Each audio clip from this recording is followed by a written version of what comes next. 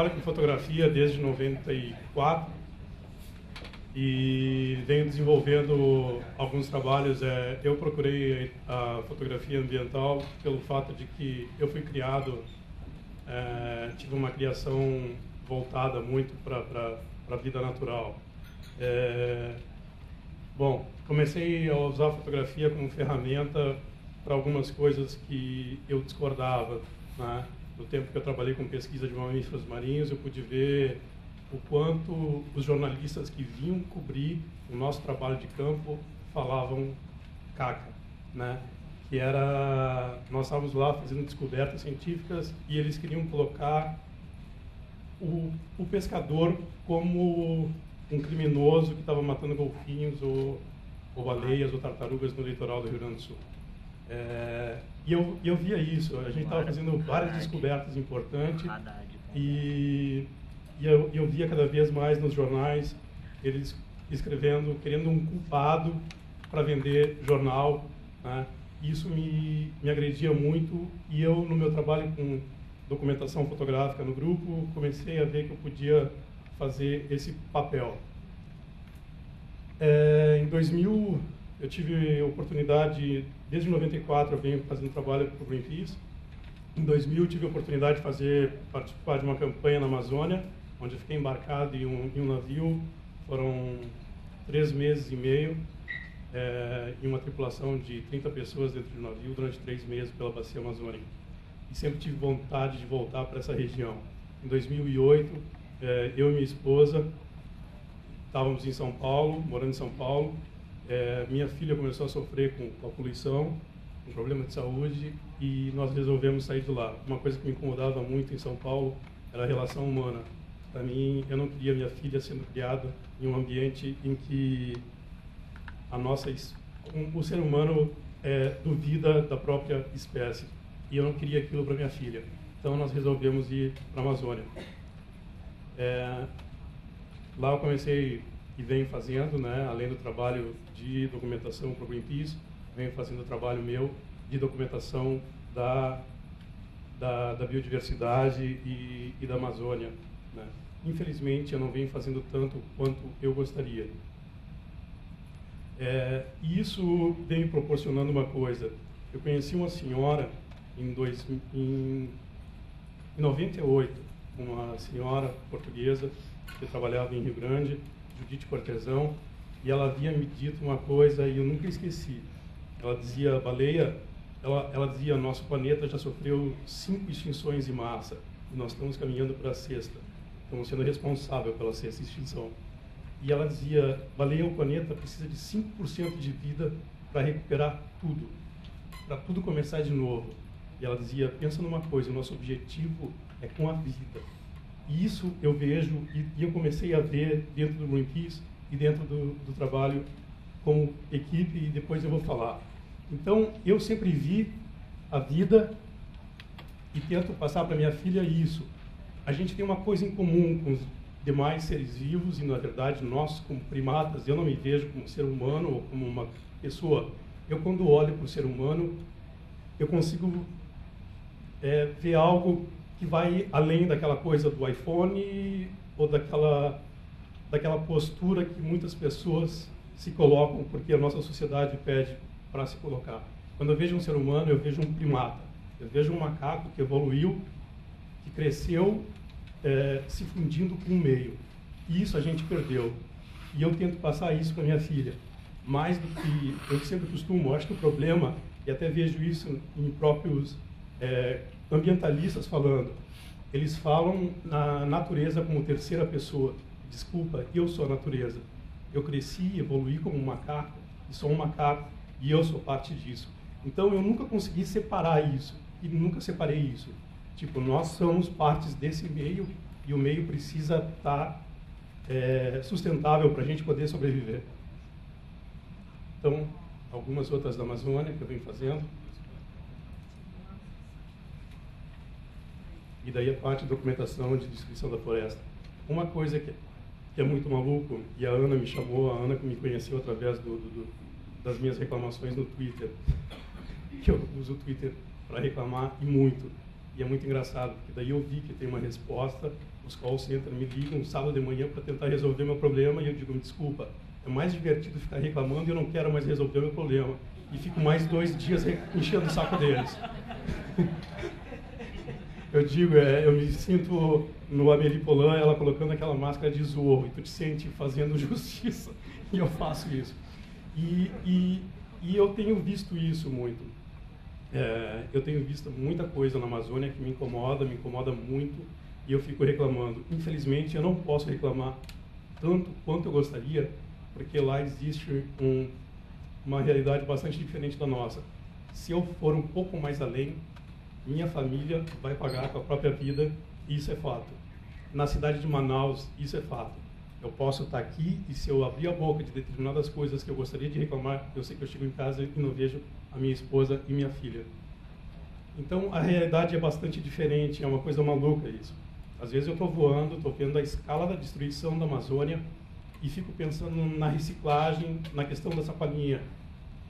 E o discurso parece parar ali e a gente parece se contentar com a sacolinha. A gente tem que fazer muito, mas muito mais.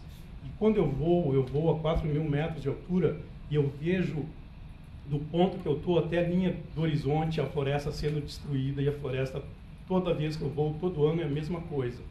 Isso faz com que eu crie uma confusão na minha cabeça mesmo. Eu como ambientalista e eu como querendo salvar isso aqui, sabe, às vezes eu vejo o discurso no centro, centro-oeste, no sudeste, sendo muito além do que eu estou presenciando. E isso me deixa meio confuso mesmo, eu digo.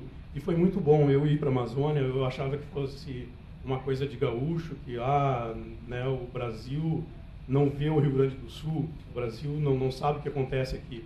Na verdade, o Brasil não sabe o que acontece no resto do Brasil. Eu digo, tanto a publicidade quanto o jornalismo é feito dentro de uma lógica de algumas capitais. Todas as notícias são montadas e são levadas adiante dentro daquela lógica de Rio, São Paulo. Eu estou na minha casa vendo a Globo News, estou no computador e fico escutando as coisas e digo, meu Deus, o que importa para mim na Amazônia, no meio da floresta, onde a velocidade de internet é 256 kbps, é a mais rápida, o que me importa saber que está a Marginal Tietê parada por causa de um acidente? E desculpa, isso é só para vender jornal. Isso me agride muito. E eu fico lá, eu digo, está acontecendo tanta coisa dentro dessa floresta e as pessoas não têm conhecimento disso. Isso não vai. Quando vão para a Amazônia, para mostrar a Amazônia, são duas coisas que são mostradas. O ribeirinho com a arara no pescoço, vivendo em harmonia com a floresta, ou a floresta te trazendo plantas que curam. É isso que é a Amazônia para o resto do Brasil. E é muito mais.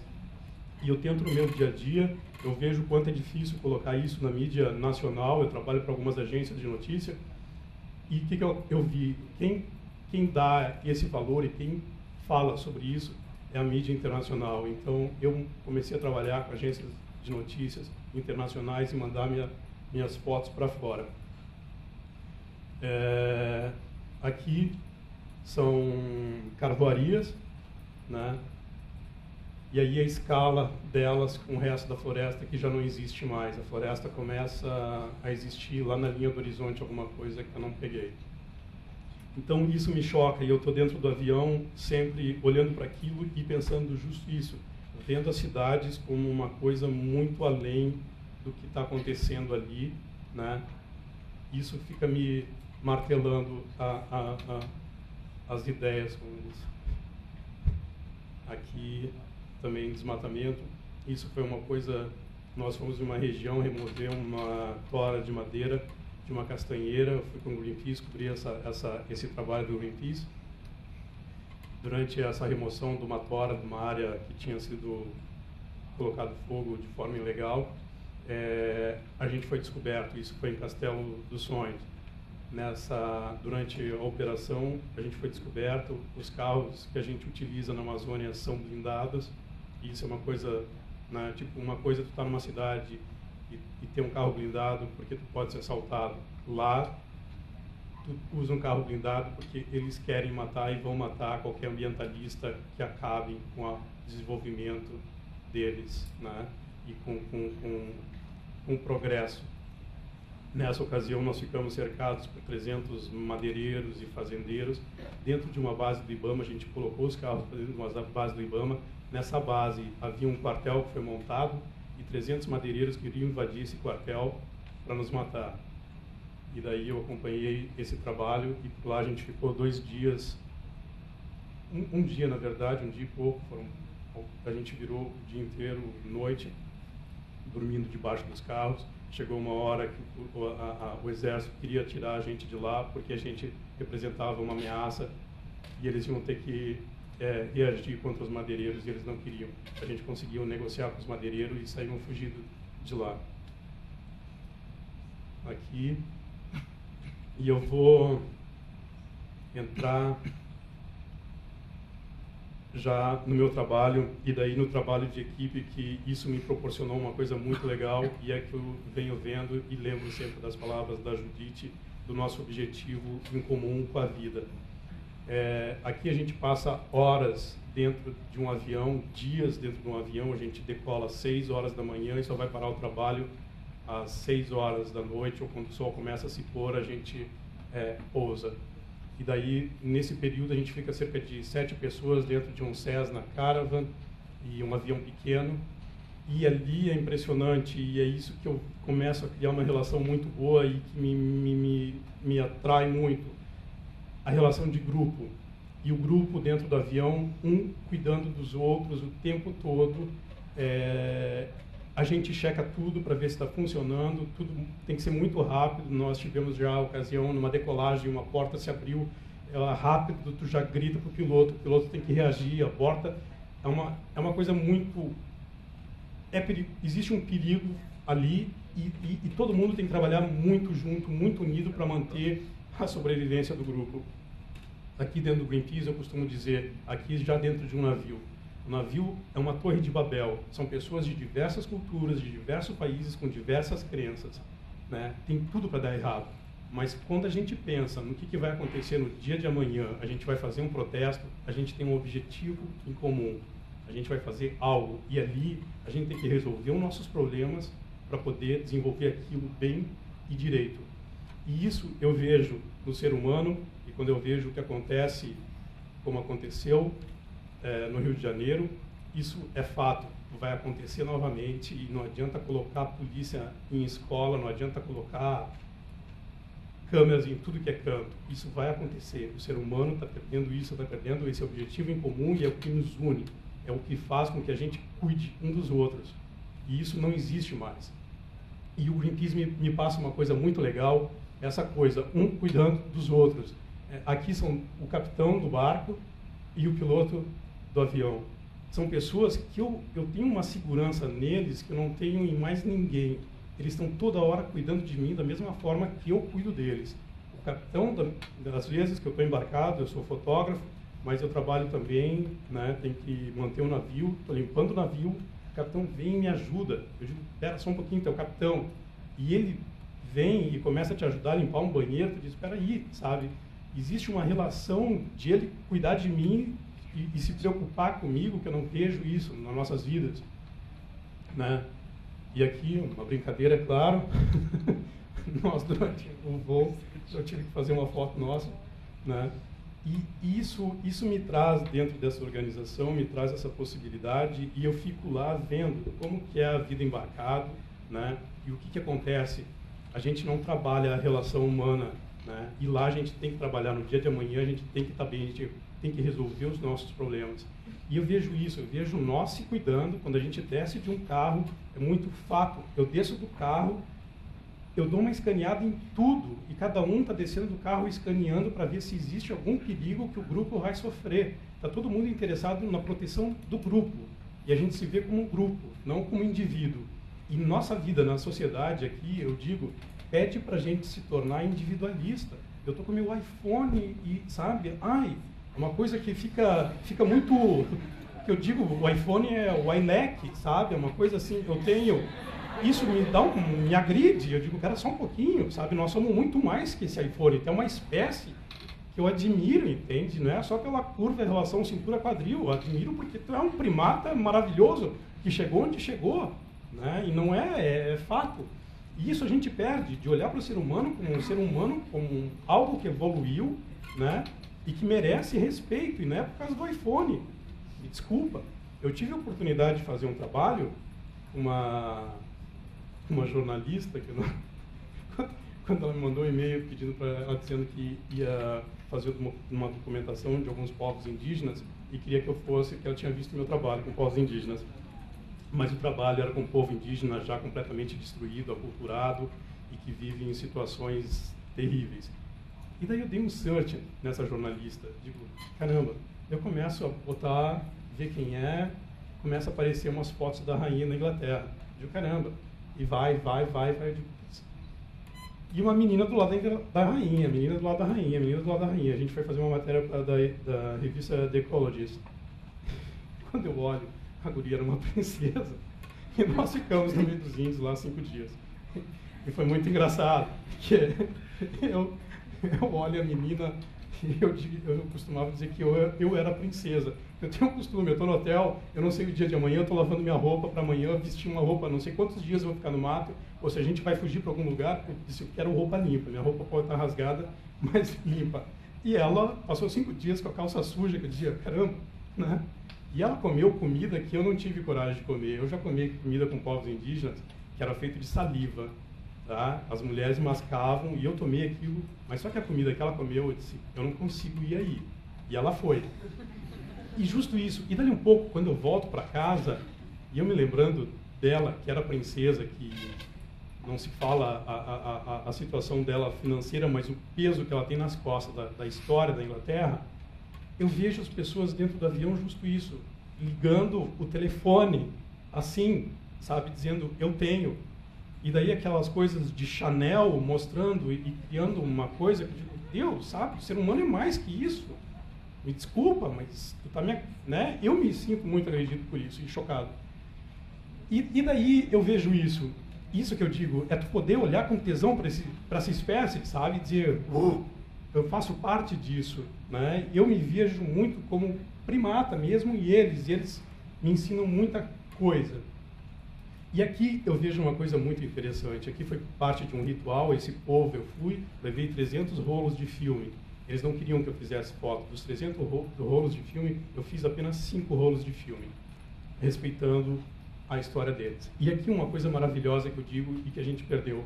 Aqui é uma criança e são jovens participando do grupo. Tu traz uma criança para dentro do grupo e diz o quanto ela é importante. Não, tu é um ser à parte. Eu digo, nossa sociedade vai acontecer o que aconteceu porque a gente simplesmente vai varrendo para debaixo do tapete, vai varrendo para debaixo do tapete, vai varrendo para debaixo do tapete. Não tem como um dia isso não estourar. Em vez de foi como o Jorge falou, tu tem que trazer eles para nós, e eles têm que fazer, a gente tem que ver eles parte disso tudo. Eles não são seres à parte, e eles merecem respeito. Estão numa situação diferente da nossa, mas eles merecem respeito. E aqui eu vejo eles fazendo esse papel. Aqui são crianças, eles têm 14 anos, e aqui um ritual, eles começam a se tornar seres já guerreiros. Eles passam por rituais, e povos indígenas vão ter esses rituais em que a criança deixa de ser criança e já passa a ser um indivíduo do grupo, um caçador, né? Ele tem já condições de casar, tem condições de ter filho e cuidar da prole. E isso, uma criança nossa não tem isso, é tirado a autoestima dele, ele cresce sem autoestima, porque ele não pode fazer isso. Isso é uma coisa que eu trabalho com a minha filha direto, digo, vai fazer a fogueira, tem 5 anos. Eu, claro que cuido para ver se a guria não vai colocar fogo na casa ou fogo no mato. Mas eu vou dando e mostrando para ela que ela pode sim e deve. E isso eu vejo neles. Eles dando autoestima para o indivíduo, coisa que o grupo aqui não tem. Eu fico olhando de, claro que o cara vai uma hora pegar uma arma e vai ser um bandido, porque eu chamei ele de bandido há anos. Eu venho travando o carro, toda vez que eu travo meu carro na frente de um ser humano, olho para os olhos dele, travo o carro e digo, sai daqui, ladrão. E é que nem um Megamente. Tu faz com que o indivíduo acredite que ele é um ladrão, sem que ele seja um ladrão. Tu nunca parou e digo, tudo bem, eu faço isso. Minha filha diz, sabe aquele teu amigo da sinaleira, não sei o quê, eu e a mamãe vimos ele. Eu faço questão de puxar a conversa com os malucos e tratar eles com respeito, como um ser humano, como um indivíduo, né? Se ele tiver que colocar uma arma na minha cabeça, lufas. vai acontecer isso, pode acontecer, mas não de chegar e chamar esse indivíduo de bandido ou de ladrão. E uma criança, o que a gente faz, excluindo, a gente constrói ladrão pela nossa exclusão, a gente constrói o bandido excluindo esse indivíduo da sociedade. Não tem uma hora ele vai pegar e vai dizer, eu sou ladrão. E é impressionante, eu digo, isso aconteceu comigo, e eu tenho condições de questionar meus atos. Eu, uma vez caminhando em Porto Alegre, uma senhora começou a fechar o vidro alucinada, eu caminhando, atravessando a rua. Eu parei, eu disse, eu me senti tão chocado, e foi como o Jorge comentou, dessa discriminação que ele sente e qualquer preto vai sentir no Brasil e a gente não sente.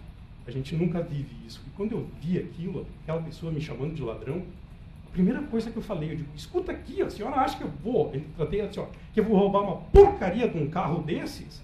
Eu digo, se eu fiz isso, uma criança pegar uma arma e dizer, agora tu tem motivo, filha da mãe, é isso aqui, é diferente, entende? Qual que é a diferença? Não tinha uma arma na mão para apontar para a mulher e dizer, escuta aqui, agora eu sou bandido, entende? A gente constrói isso no dia a dia. E isso eu vejo neles, dando essa possibilidade para o indivíduo construir o indivíduo como ser humano e tratar ele com devido respeito. Aqui uma coisa maluca, já deu tempo, já faz um tempo. O abraço grátis é uma coisa muito estranha, mas isso, quando eu vi, me soava estranho. E isso eu tenho muita saudade do Rio Grande do Sul. Eu digo, o ser humano aqui ainda tem uma coisa de cuidar do grupo e a gente deve cultuar isso, a gente deve levar isso adiante. Em Porto Alegre, não tem uma vez, e não teve uma vez, e se eu fizer isso, que eu caminho pela 24 de outubro, que eu esteja deprimido, que eu não vá encontrar um amigo meu que me dê um abraço forte e aquilo já me coloque para cima. E se eu estiver mal, ele vai me sentar comigo no parcão e vai ficar jogando conversa fora da mesma forma que eu vou fazer. Eu cansei de passar por lugares e dizer, não, peraí, baleia, que eu estou descendo e vamos conversar. Isso é fato. E quando eu vejo isso, abraço grátis, eu digo, meu, de onde eu venho, as pessoas se abraçam, as pessoas se beijam, as pessoas têm carinho uma pelas outras. E eu digo, a gente ainda está isolado um pouco dessa desumanidade mesmo que vem ocorrendo, e eu digo, o gaúcho e nós temos que construir e levar isso cada vez mais adiante. Tem que sim abraçar e dizer, eu tenho tempo para te ouvir, eu tenho tempo para te ajudar. Eu sempre comento, e eu comentava com uma amiga minha que era psicóloga, enquanto tu tem bons amigos, tu consegue conversar, não interessa o que ela vai dizer, mas tu quer ser ouvido da mesma forma que tu faz isso como psicólogo. E isso a gente ouve, e a gente tem que cultuar e levar isso adiante, tem que fazer teu filho aprender isso, e fazer a importância dele como indivíduo, e a gente cuidar do grupo como grupo, e não simplesmente dizer, ok, teu logo, e vai para debaixo do tapete. É claro que um dia ele sai de debaixo do tapete, e daí não vai ser em uma escola, ele vai poder ir para qualquer lugar, vai estar no bar que eu tiver, e ele vai me matar, e não vai ser com arma. Uma caneta ele pode me matar. Eu estava falando com um amigo meu, disse, no aeroporto esses dias, o cara com um INEX, tu não pode entrar, eu digo, me desculpa, até ele pegar esse INEX e matar alguém da tripulação, eu pego minha caneta e mato 3. Todo mundo olhou assim, temos um terrorista dentro mas é fato, calma, sabe?